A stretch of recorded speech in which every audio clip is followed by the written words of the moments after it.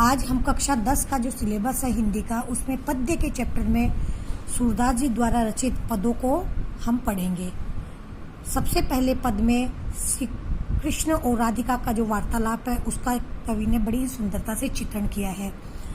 श्री कृष्ण कहते हैं राधा जी से कि बूझत श्याम कौन तू गोरी, कि हे श्याम, कृष्ण पूछते कि हे गोरी तुम कौन हो, कहाँ रहती काकी है बेटी, तुम कहाँ रहती हो, किसकी बेटी हो, देखी नहीं कबो ब्रज खोरी, तुम्हें कभी हमने ब्रज की गलियों में नहीं देखा। खोरी का अर्थ गलियों में।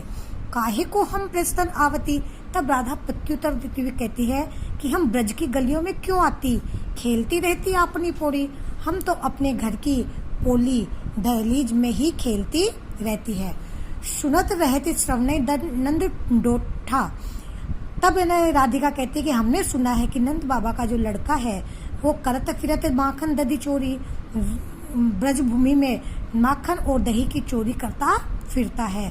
तब श्री कृष्ण राधा की बात का उत्तर देते हुए कहते हैं कि तुम्हारो कहा चोरी हम ले है, कि हे बताओ हमने तुम्हारा क्या चुरा लिया, हे राधा रानी हमने तुम्हारा क्या चुरा लिया।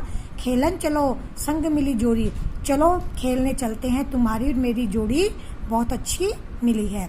सूरदास प्रभु रसिक शिरोमणि, सूरदास जी कहते हैं कि श्री कृष्ण प्रभु रसिक शिरोमणि है, जो बात ने बुराई राधिका बोली, अपनी बातों से भोली भाली राधिका को भुला दिया, बहला दिया और उनको खेलने के लिए ले गए।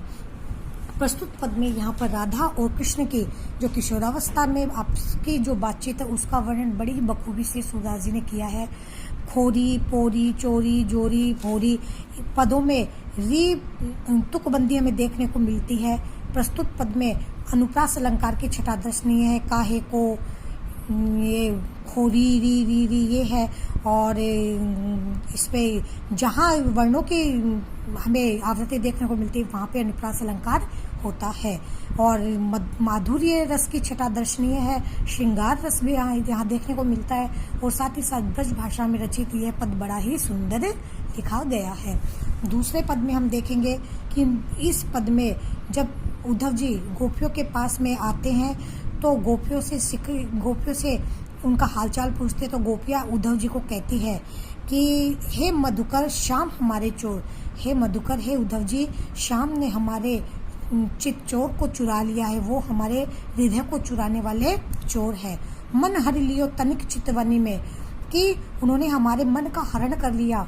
तनिक चितवन, थोड़ी सी देखते ही चपल नैन की कोर, अपने चंचल नेत्रों की कोर से थोड़ा सा उन्होंने हमें देखा और हमारे हृदय को उन्होंने चुरा लिया।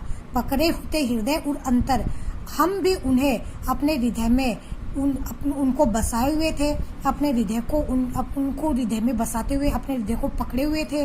प्रेम प्रीति के जो प्रेम और अनुराग की जोर पे हमने उनको भी अपने हृदय में पकड़ रखा है, बसा रखा है।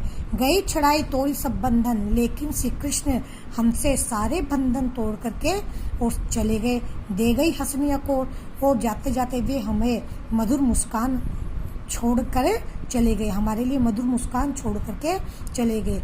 अब आप ही बताओ हे उद्धव जी, हम उनके बिना कैसे रहे। चौके परी जागृत निसी बीते, और इस प्रकार जैसे वो हमसे सारे बंधन तोड़ करके चले गए तो हम चौक करके और जाग गई, और पूरी रात बीतने के बाद में हम चौक की यानी कि मोह के निद्रा से जाग गई। हम दूत मिलियो एक भोर, और प्रातःकाल हमने एक दूत के रूप में एक भंवरे को यानी कि आपको हमने देखा है। सूरदास जी प्रभु सर्वस्व लूटियो, सूरदास जी कहते हैं कि गोपियाँ उद्धव जी से कहती है कि हे उद्धव जी, प्रभु श्री कृष्ण ने हमारा सर्वस्व लूट लिया।